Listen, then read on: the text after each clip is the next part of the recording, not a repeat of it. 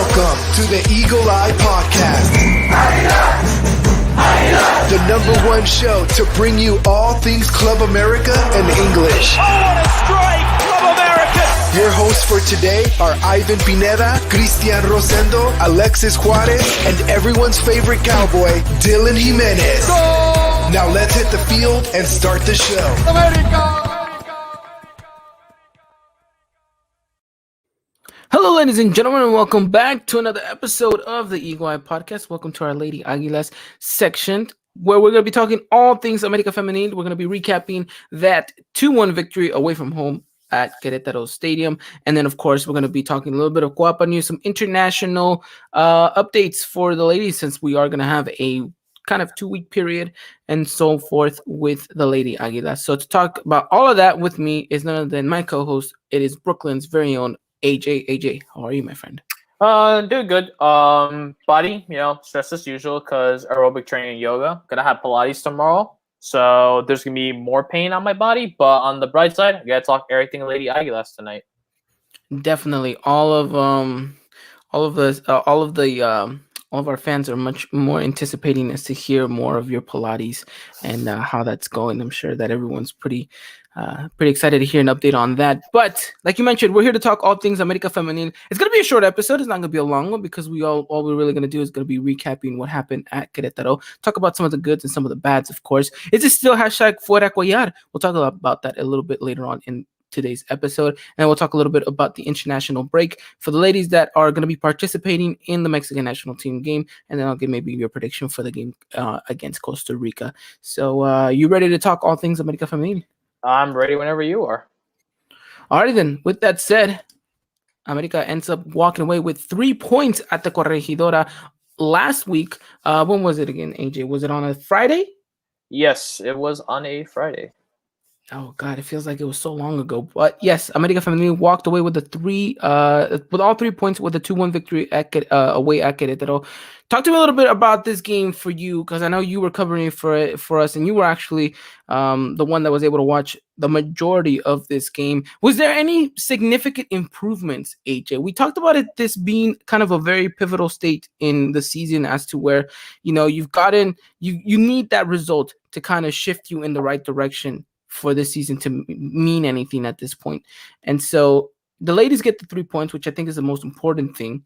But was there anything that you saw that was actually an improvement of games past? It seemed like in this case, we were more on the attack. It feels like we really wanted to get some goals going from the get-go. And our defense, it looks solid for the most part. One player in particular was Justin Orehead. She was playing at the left back position. I'm thinking, why her when we have Jimenez? But she proved run throughout that entire 90 minutes. She looked really solid. And to have a player at her stature as 6 foot as a left back, you're really not going to have to see anyone who's even try to challenge her at all. So it was really good. Defense looked pretty solid. Natalia Acuna made solid saves throughout the game. Our midfield, they were doing everything to their ability that they can to feed their forwards, whether it was going to be Danny Flo or Daniela Espinosa trying to get a shot on target. So it seems like this team, while there were moments where I was worried, but at the end, we got our goals. In the 10th minute, Eva Gonzalez doing what she does best, scoring golazos, scored an amazing goal in the 10th minute to get America Femenil the 1-0 lead. Then in the 77th minute, off a set piece, Janine Farias crossed the ball right into Querétaro's box.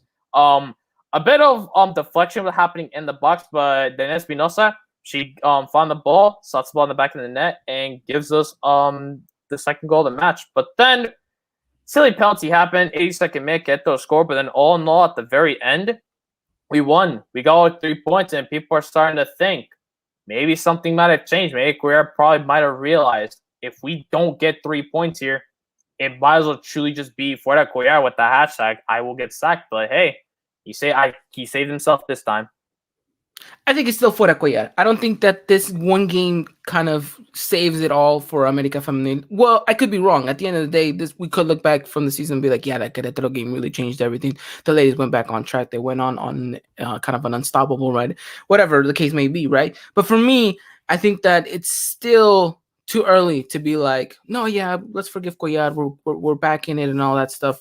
But I think that it is a positive to take away from the fact that America was doing pretty well. You mentioned it up to the point before the penalty. I think we looked like the better team overall. We had the better chances. We put away the better chances, and because of that, I think that we were on good course to getting those 3 points. Unfortunately, the penalty happens, but I think overall, the ladies will look back at this and say, you know what, we did a pretty good job here, and we should be proud of ourselves. And I think it's exactly what we were saying, though, AJ, in last week's episode, is that at this point it's really not much that you're playing for the manager.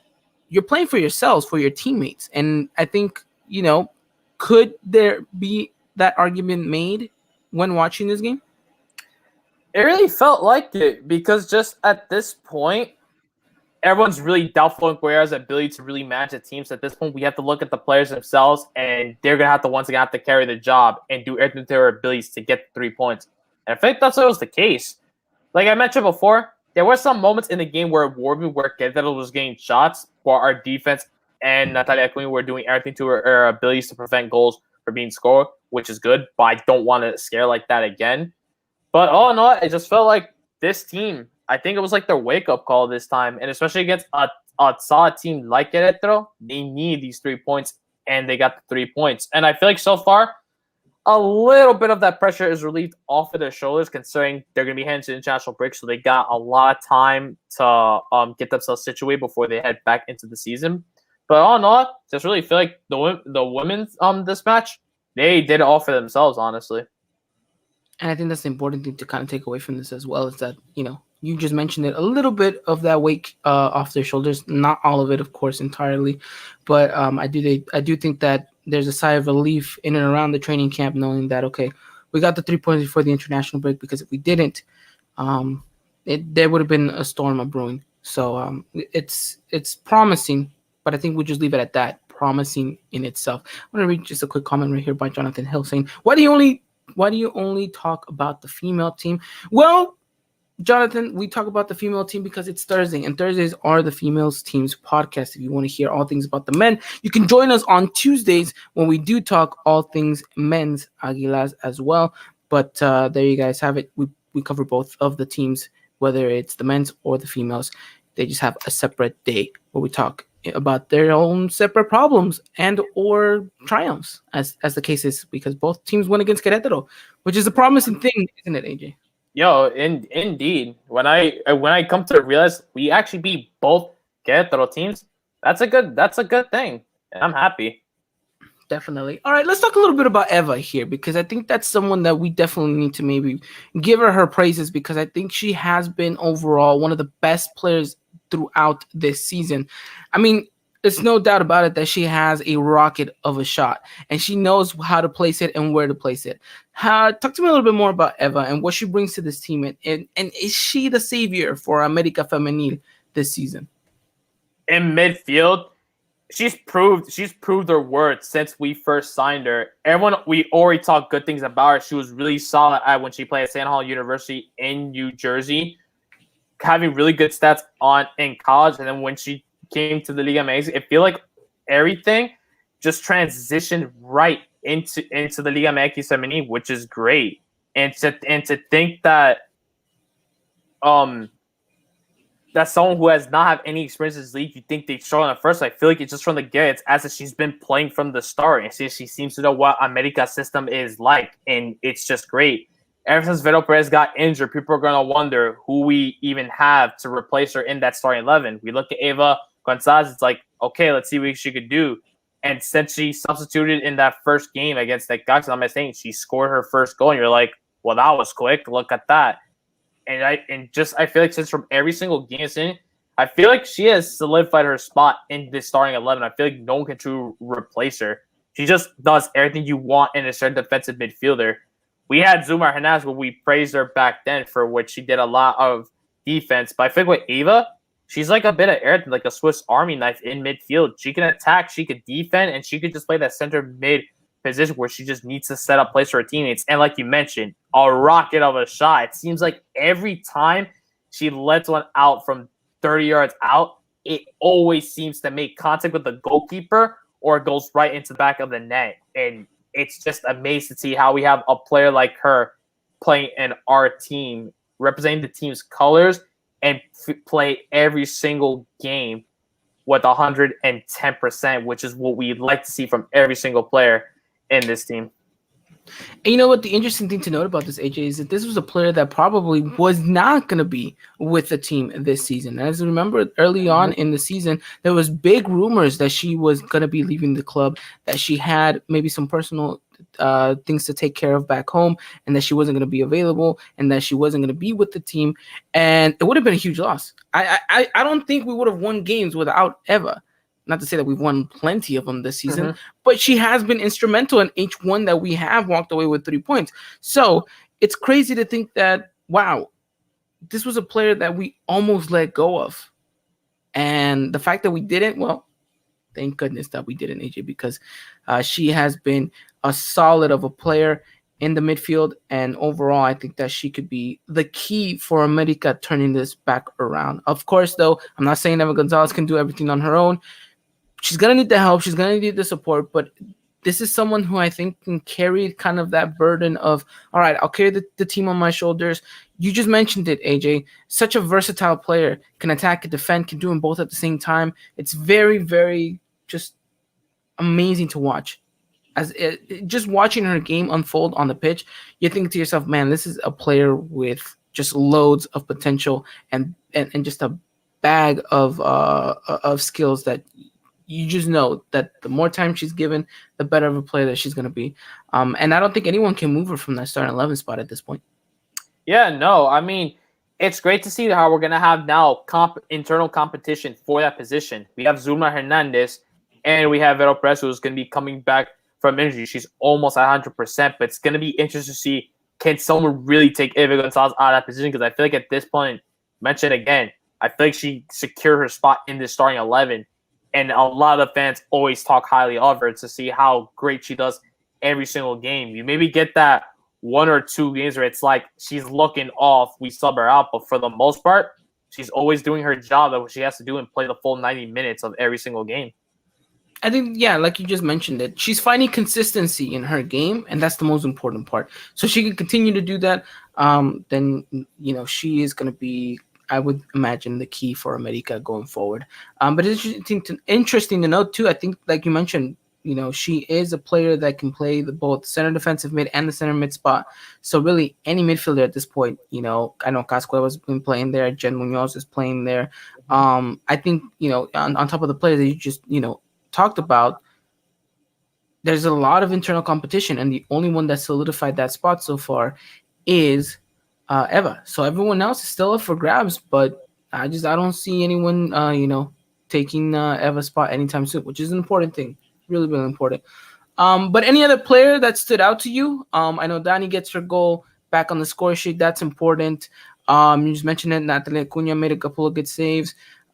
Just anyone really that stood out to you that you kind of want to, you know, praise a little bit, or maybe someone that didn't and you thought, should have done better. I'd say Ana Gabi. Like, I feel like she's starting to become a toss-up in this team because I always see comments on tour where everyone's like, why we still have her? We need to remember, this is pretty much a defender we've always had from the get-go starting. Since when we had Madeline Diaz, we had Justin Orhe, whoever was in that center back position, you're always going to see Ana Gabi there. And I just feel like recently this season, she just hasn't really been having much of an impact team. That could also be said because, you know, she's not starting as much. It's Queretaro's thing of just always constantly playing around with the back four, back three, back five, whatever this case may be. But it's one of those seasons maybe you start a worry because I feel there's always rumors like with every single season she could potentially leave. At the same time, she's done so much for this team and defense, and it'd be a shame just to see her go. But I just feel like just this season just may not be her season. Just I don't know what's going on with her, whether it's just like problems off the pitch or just maybe at training where I just feel like maybe she just isn't the same player as we all know from the very beginning. It's like the same thing like when we look at Zulma Hernandez. Used to be a very solid defensive midfielder, and now you don't really see her even getting called up to the bench as much or even being featured at all on the bench. So it's making me wonder. Yeah, and it's a good thing to kind of note right there because, like you mentioned, this is a player that's been through the entirety of this club since its initial upbringings and now to this point. Obviously, she's got a title under her belt, X amount of games. She's very much decorated in that sense and has experience. But I think it's like it's the way kind of a career goes. There's a sense of how much longevity you have in it, and eventually, form starts dipping and stuff like that. And we'll see whether or not she's able to pick it back up, or if this is the start to something that maybe is going to come to an end for her with Las Águilas del América. But we'll see, though. We'll see. She's very much still a very good, talented player. I think someone that brings a lot to the team, a lot to the table. And, it's hard to really gauge where some of these players are at the moment, because you have the sense of that this is kind of going all around the club, right? We're not seeing the best performances out of players that were typically known for having performances week in and week out. So it's hard to gauge in that sense. Hopefully, though, it's one of these things where it's like, okay, everyone's kind of have a bit of a rut of a season. Let's flip it after this international break, and maybe we're talking about everyone just having a stellar season. It's true. Consider as well, like you mentioned, it's not the greatest of season we're having. This is one of the worst starts. It's the worst start in this club's entire history. So every play where we're usually seeing them in form or playing 100%, some of them are, they're not having their days, and it doesn't help as well that we've rotated the lineup so many times. So we're not going to really be seeing so much consistency as well. So it's a thing that hopefully after the international break, we give ourselves situated. All of our players are going to be healthy. And then from there, we potentially see a whole different America Femenine side in the second half of the season. And that's what we want. Fingers crossed at this point, because that really needs to happen.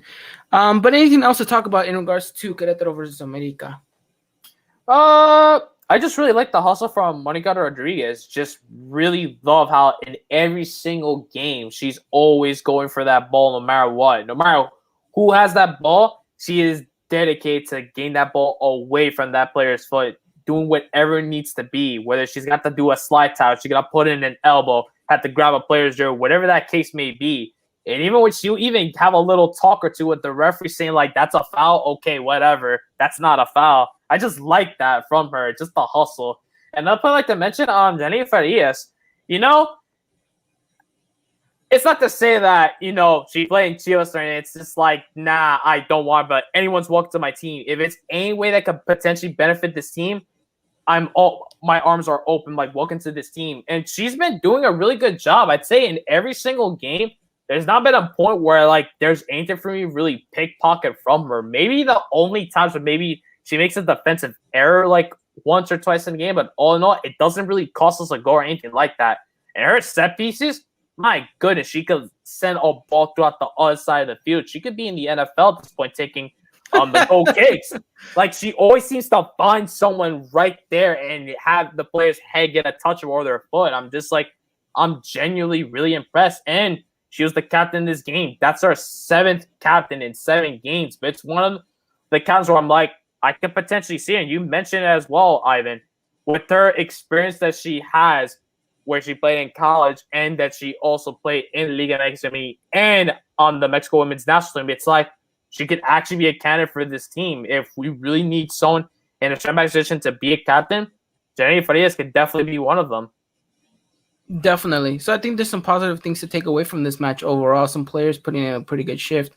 Overall, with this team struggling the way that they are, this Querétaro victory means the world to them. So it's just a matter of picking it up from here after the international break and then kind of steadily building up to something, right?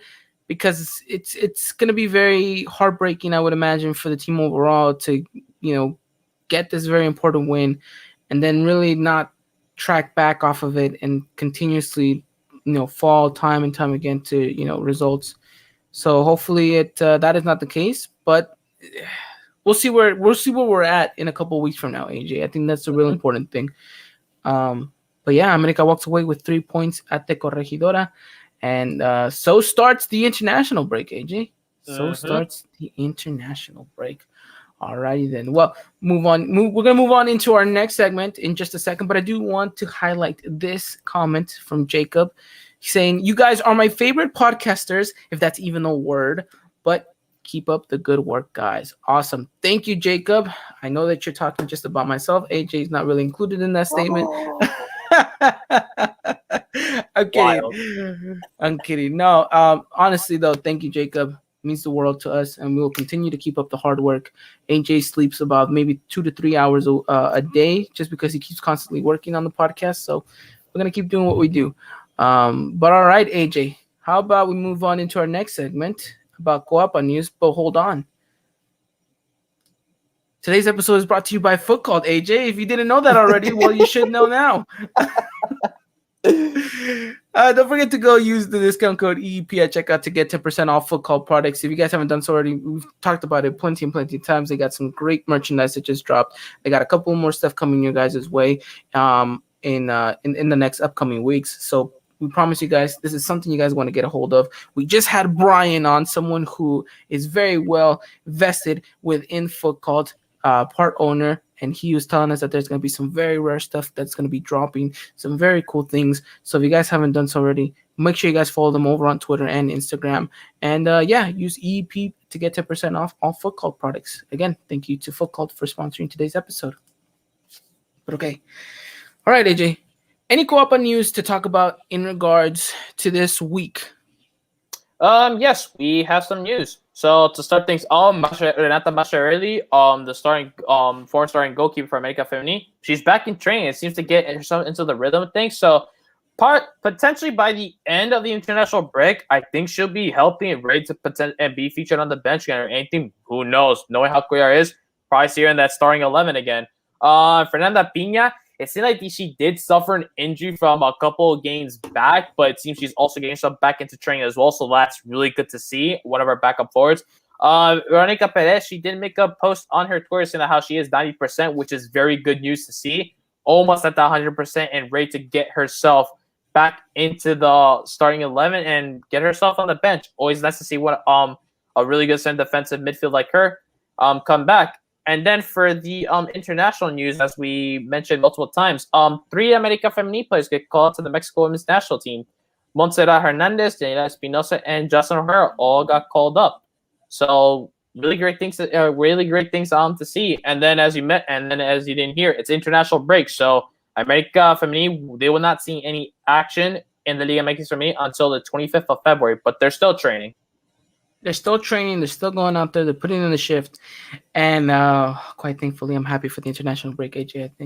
I think you and I can both be relieved, take a little bit of a sigh of relief knowing that we get a little bit of a pause. Not really, because we're still having to deal with other stuff. But still, nice little break. And nice for some of these ladies that got the call-up. I know that Jocelyn Orehead wasn't originally in the first call-up. But then, of course, then she comes and gets the call-up. And really cool stuff.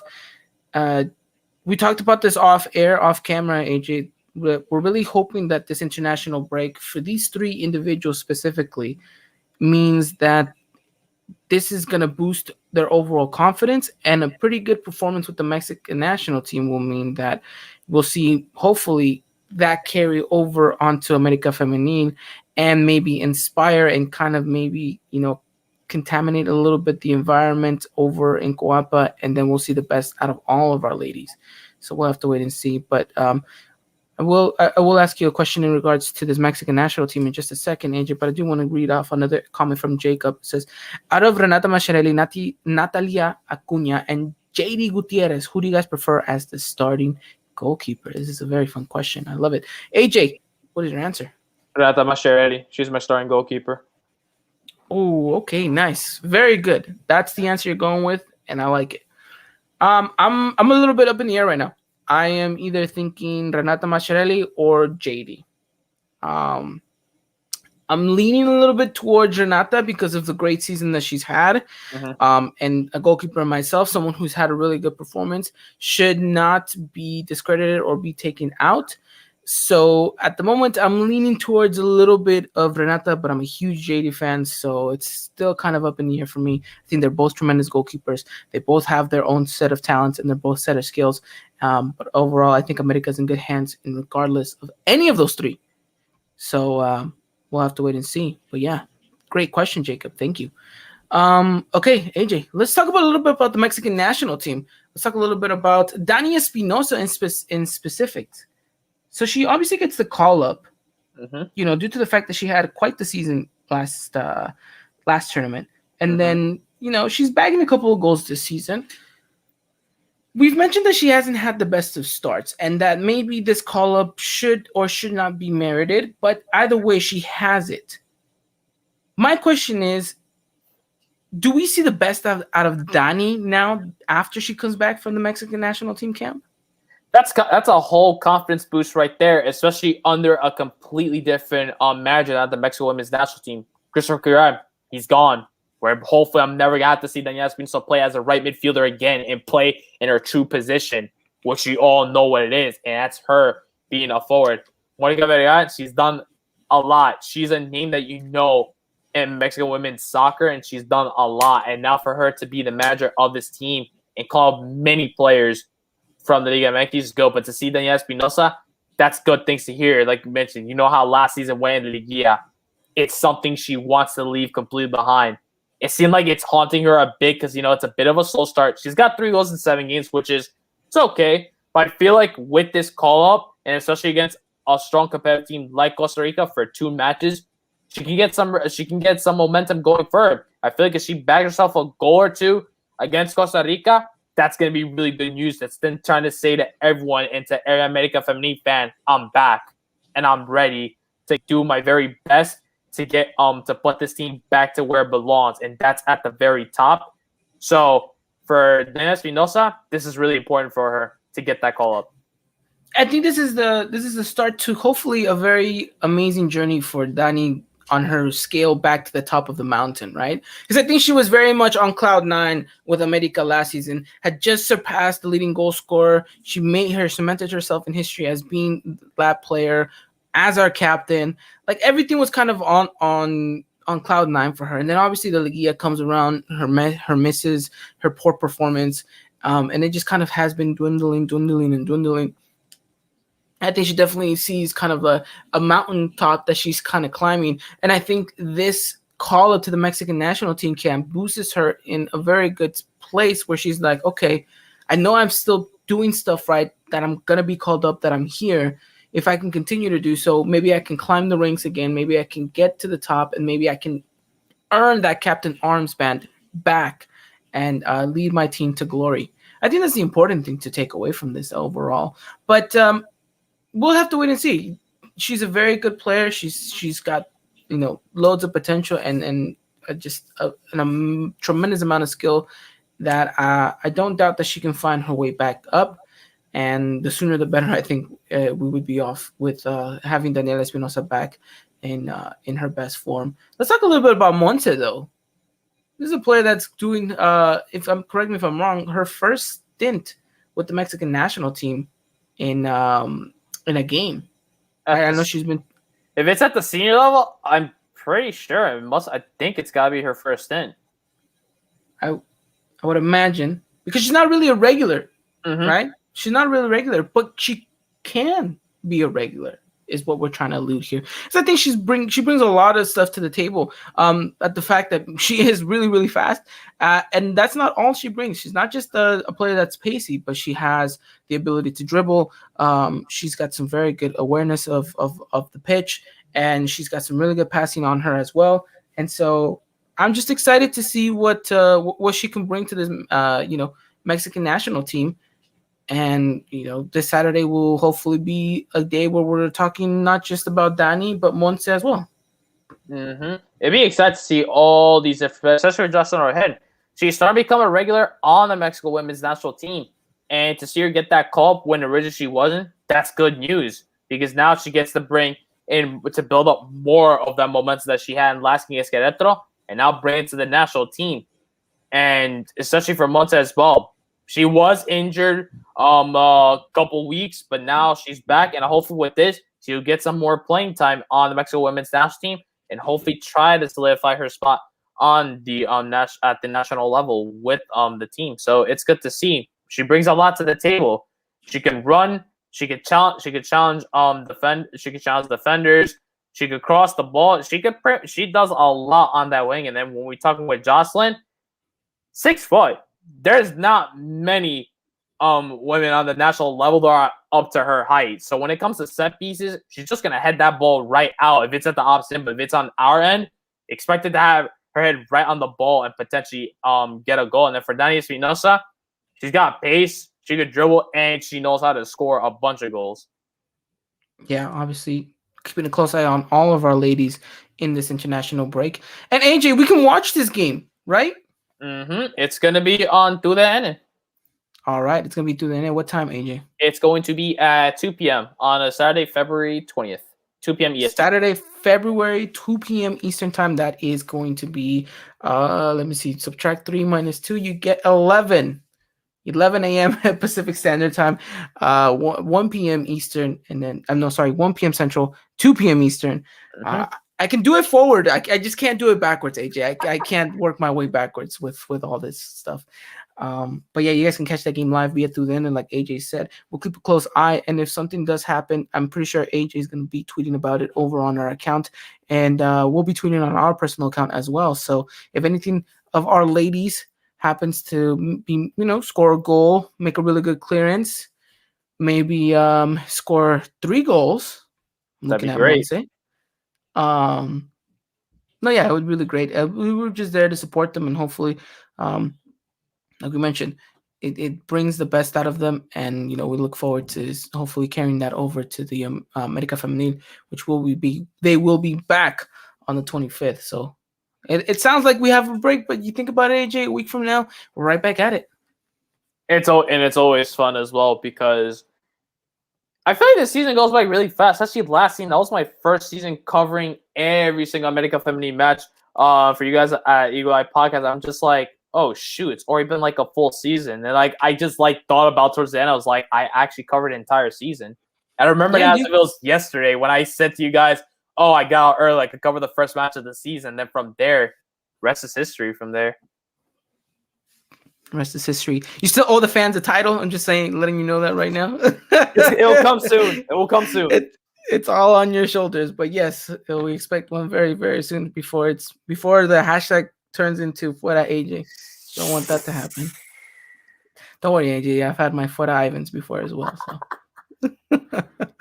But yeah, pretty much that wraps it up for us here. I just want to put out another comment from Jacob. Says for Club America News, both men and females teams. I only watch you guys. Thank you for the updates. You guys have really good news and updates. Thank you again, Jacob, for the kind words. It means the world to us. It means that we're doing something right, AJ? If at least one person is liking our content, that means we're doing something right. It's a start. It's a start. Hopefully we can convince everyone else. But anything else to add on before we wrap it up? Scoreline predictions for the Mexico women's national team game? Oh yeah, let's go with that. I know it paints to be a really good matchup. I mean, Costa Rica, like you mentioned, they look pretty stacked on their end as well. So, well, since you put it up, I'll put my prediction up first. I'm going with a 3-2 victory for the women's national team for Mexico. That's all I was thinking as well. I was like, is that too much? But I'm like, I want chaos. I want goals in this match because both teams are stacked. Both teams have some of my favorite players, and I'm like, this is gonna be good. So 3-2, I go for Mexico. 3-2 here on the Eagle Eye Podcast. Should be fun. Should be interesting. I'm just gonna be looking and be like, I'm gonna make snarky tweets and gonna be like, Renata would have saved that. I mean, maybe one day we get to see JD up. We'll get to see JD on the at the senior level at some point. So we'll see. I'd really like Renata to get her shot as well. Maybe she would have if she would have not have gotten injured. Curious. I would have seen that. But the goalkeeper situation on the national level is a very interesting one because obviously we have Cecilia, who is dear and near to our heart. For me, she's the starting goalkeeper. She has to be the starting goalkeeper for me. Which is kind of an interesting thing. It's kind of like with the whole Ochoa situation. Like it's like Ochoa, is a starter, but there's always also really good goalkeepers to come through. But I think for me, Cecilia is and should be the starting goalkeeper throughout this whole cycle. But it's not to say that we don't have any good goalkeepers either from her. Itzel Gonzalez, Emilia Alvarado, Ophelia Solis from Tigres. There's like Alejandra Godinez from Rayadas. There's like Renata Machere from America, Blanca Felix from Chivas. Like, there's so many good goalkeepers. I feel like it's a thing. It's like if you could have like 7 spots for goalkeepers, I feel like there'd be so many up there. But that's like the thing. I feel like the future for Mexico's goalkeepers, it's looking really good when you come to think about how many solid goalkeepers that are playing in the league itself. And we have one that's playing in college over here in the States, that's Emilio Alvarado. So it's really good things to see. And then when you look then at defense, midfield, and forwards, it looks really solid. And I feel like this, especially with Monica Barrera taking the helm now away from Crystal Queretaro, I'm really excited to see what this women's team can do in the future, because it's not been the greatest time when Queretaro was our coach, because he was so questionable. He only got the job because his father left. So I'm going to say that. It's got to be, for the please, if Queretaro ends up leaving, though, I kid you not, if his son takes the helm, I'm going to be so upset. We're gonna rage. We're gonna rage in fury, AJ. We're gonna rage in fury. We're gonna say that, and then he ends up winning a title. I was like, okay, I like this man now. Okay, good. You can stay. You can stay now. We'll see, though. We'll see. Well, that pretty much wraps it up for us here. Make sure you guys tune in for the ladies' game on Saturday. Follow us on Instagram, Twitter, and Facebook at Eagle Eye Podcast. We'll have you guys covered with everything over there. And much more news coming your guys' way next week. We'll be talk and preview the upcoming game for the ladies. We'll maybe recap a little bit of what happened in those international friendlies. Anything else in regards to Lady Aguilas, you guys know where to come on Thursdays here with us live via YouTube and Twitter as well, Periscope. And so, should be an interesting one. Again, AJ, thank you so much for coming out. Favorite time. Thank you. As always, Ivan. Awesome. Well, me and AJ have quite the rivalry to go settle right now as the Lakers and the Nets are playing. I haven't seen the scoreline, but AJ, I would imagine that it's an interesting game at the moment. So let's head out of here. Let's go watch some of that basket of ball. And hopefully everyone's had a wonderful time. You guys stay safe out there. Please wear your masks. We'll be back next week, as always, mentioning Tuesdays for the men's, Thursdays for the ladies. And make sure you guys stay safe out there. Wear your masks as always.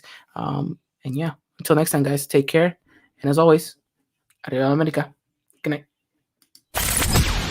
Ladies and gentlemen, this was another production of the Eagle Eye Podcast, the #1 source for all things Club America in English. Make sure to follow us on Twitter and Instagram at Eagle Eye Podcast and get all the latest news and coverage. And subscribe to our podcast wherever it is you may listen.